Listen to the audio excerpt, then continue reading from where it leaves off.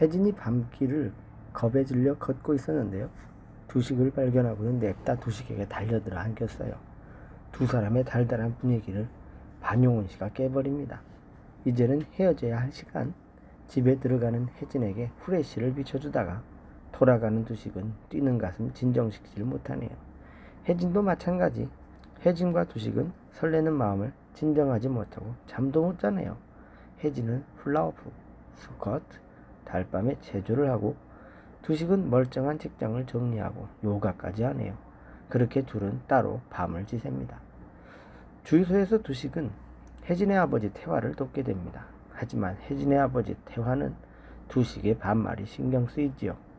혜진은 어젯밤에 따뜻한 두식의 손길이 기억나네요. 아침에 조깅하고 오는 혜진에게 큰 소리로 남숙이 이야기합니다. 혜진의 아버지가 들어버렸네요. 혜진의 아버지 태화와 새엄마 명진이 혜진의 집에 들르게 됩니다. 거기서 샤워기 고치다가 나오는 두식을 만나게 되는데요. 당황하기도 하고 화가 난 태화와 악수를 했다가 두식은 잡히게 됩니다. 손을 잡힌 두식은 그 손을 빼지 못하고 그 상황을 벗어나기 위해서 자신이 혜진의 남자친구라고 이야기하네요. 태화는 놀래서 소나기에서 힘을 뺍니다. 혜진은 왜 그러냐고 따지는데 두식은 하루만 넘기려 그렇게 했다고 합니다만 결국 태화에게 붙잡히게 되고 마을 투어를 해주게 되죠. 혜진은 온 마을에서 소문이 퍼질까봐 걱정했지만 친구 미선이 공진 프렌즈 단체 톡방에다가 협조 요청을 하고 협조를 잘해준 분들에게 치과치료 30% 할인권을 주겠다고 알려서 엄청난 호응을 받게 됩니다. 두식은 태화와 명신을 마을 구경시켜주는데요. 태화는 두식이 마음에 안 들어 뾰로퉁해 있습니다. 미선의 협조 요청에 달려온 마을 사람들의 발연기 또한 태화를 더 기분 나쁘게 하는데요. 성현은 촬영 전에 이런저런 헛짓거리 하다가 나가는 길에 혜진을 알아보고 혜진의 아버지 어머니에게 달려가 인사를 합니다. 혜진의 어머니가 성현을 알아보고 성현은 촬영 현장을 구경시켜준다고 데리고 들어가 극진한 대접을 해줍니다. 성현은 혜진의 어머니와 아버지에게 자신의 매력을 마음껏 어필하는데요. 두식은 반말로 까칠한 대화로 되려 비호감을 사게 됩니다. 성현이 혜진의 대학 시절 이야기를 하면서 부모님께 점수를 많이 얻게 돼요. 그런데 또 두식은 태화가 눈여겨보던 마지막 남은 빵을 집어먹으면서 또 태화의 눈총을 받게 되죠. 이때 새엄마 명신이 사례가 들려 차를 흘리자 티슈를 찾으며 라마 인형을 꺼낸 혜진의 모습에 촬영팀들은 성현에게 배신감을 느끼고 맙니다. 한편 혜진이 부모님을 만나 할 일이 없어진 미선은 지나가던 은철을 만나게 됩니다. 자원봉사하러 가는 은철을 돕겠다고 따라 나선 미선은 불법 유턴하는 차를 붙잡아 딱지를 뜯게 하는 은철을 보며 결국 반해서 고백을 하고 맙니다. 하지만 은철은 성급한 고백이라고 거절하게 되는데요. 미선은 민망해하며 그 자리에서 내려버립니다.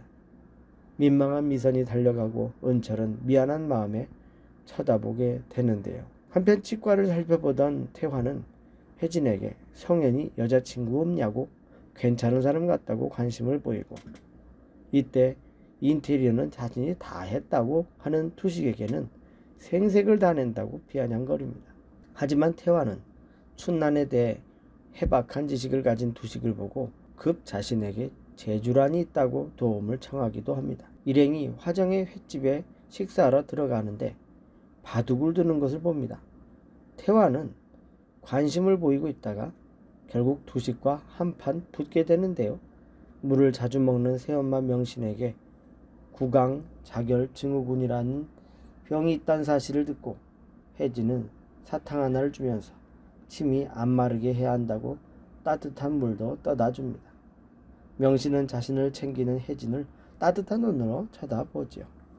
태화와 두식은 바둑을 두다가 두식이 이기자 미쳐버립니다. 두식이 한 수 물러주자 다시 기분이 좋아집니다.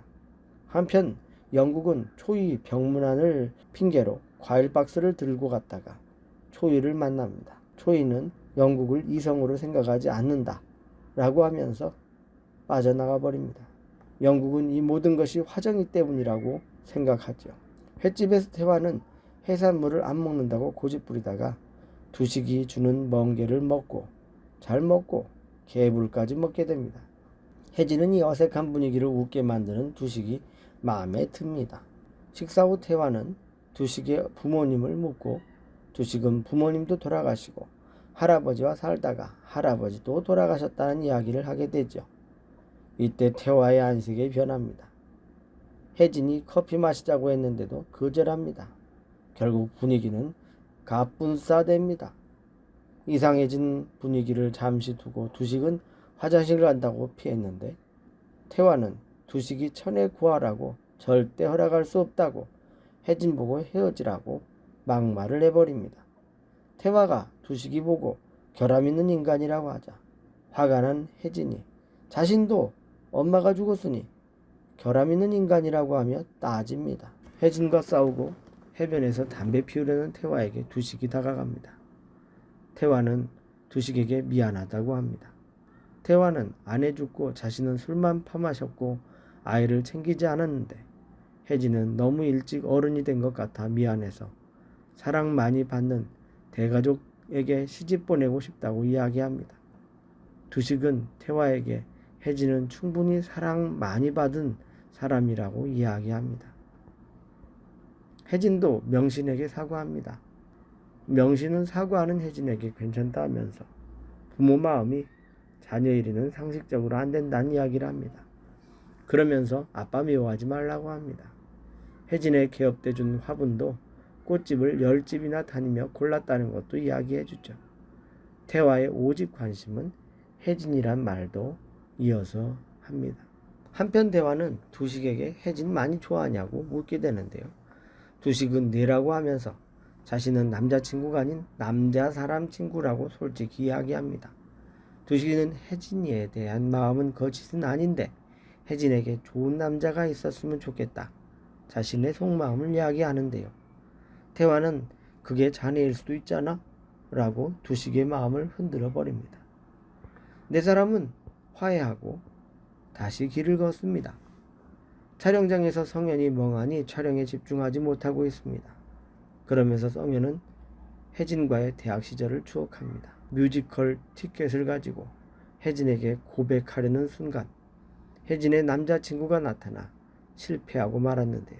성현은 그게 마음에 계속 쓰입니다. 태화와 명신은 이제 떠나려고 합니다. 이때 태화는 두식에게 가까이 오라고 하고 귓속말을 합니다. 왜 반말하냐? 두식은 모두가 좋으니까 그런다 이야기했다가 태화는 너나 좋지 새끼야 라는 꾸지람을 합니다. 두식은 꾸지람에 당황해하며 멍한 표정으로 태화와 명신은 기분 좋게 돌아갑니다. 두식은 산 위에 배로 올라갑니다. 혜진도 따라갑니다. 왜 배를 높이 올려놨냐고 물으니 평생 고생만 하던 할아버지 배를 높이 올려 공진을 내려다보게 하려고 했다는 말을 합니다. 혜진은 두식의 마음을 들어보고 싶었습니다. 좋은 학벌, 좋은 능력, 다른 사람들처럼 돈 많이 벌고 출세하기를 바라는 마음이었지만 두식은 지금 사는 것에 만족한다는 이야기를 합니다. 혜진은 두식에게 실망하고 집으로 돌아오는데요. 이미 펜다가 돼 있는 미선을 발견하고 다독여줍니다. 혜진과 헤어진 두식은 배 위에서 생각이 많은 슬픈 표정으로 먼 곳을 바라봅니다. 다음날 치과 치료 중에 미선이 급한 전화를 받습니다. 아니나 다를까 미선의 어머니가 넘어져서 복합골절이란 중상을 입었다는 것이죠. 혜진은 친구 의사에게 미선 어머니를 맡기고 미선은 서울로 갑니다. 지나가던 은철이 급하게 가는 미선을 지켜보다가 나중에 터미널에서 미선을 태우고 서울로 갑니다. 화정과 남숙이 운동하러 나갔다가 초이에게 차여 방파제에서 술 처먹던 영국을 만납니다. 영국은 초이의 거절에 화장 때문이라고 합니다. 이에 영국은 화정에게 쌓아두었던 불만을 쏟아냅니다. 공진의 미스테리. 영국과 화정의 이혼 사유는 바로 양말을 뒤집어 벗은 것이었습니다. 영국은 용서해달라고 빌었지만 결국 이혼당했다는 것이죠. 이때 화정은 의미심장한 표정으로 이혼의 이유를 모를 거라고 앞으로도 모른 채 살라고 하며 떠납니다. 화가 난 영국은 화정의 손목을 붙잡으며 그 이유를 알려달라고 했지만 남숙이 끼어들어 떼어놓고 맙니다. 할 말 많아 보이지만 말을 참는 화정을 보며 남숙은 말 좀 하라고 채근합니다. 두식은 밤바다를 보며 눈물을 흘립니다. 혜진은 집으로 들어가면서 성현에게 전화를 받는데 운전하며 올라가던 성현은 자신에게 시간 좀 내달라고 이야기하지만 혜진은 통화에 집중하지 못합니다. 대신 고쳐진 가로등, 밝아진 가로등을 보며 두식을 떠올립니다. 성현은 가던 길을 유턴하여 다시 공진으로 달려갑니다. 그러면서 이번에는 늦지 않을 거라고 합니다. 혜진은 가로등을 보며 홍반장, 두식을 생각하며 찐 웃음을 보이고요. 두식은 태화에게 들은 그게 자네일 수도 있잖아 라는 말을 기억하면서 혜진에게 찾아갑니다. 한편 병원에서 두식은 수면장애가 좋아졌다는 의사의 말을 듣지요. 의사가 이제 두식의 깊은 두려움을 이야기하자고 하자 두식은 자신을 사랑하는 사람들이 자신 때문에 죽었다고 자책하며 눈물을 흘립니다.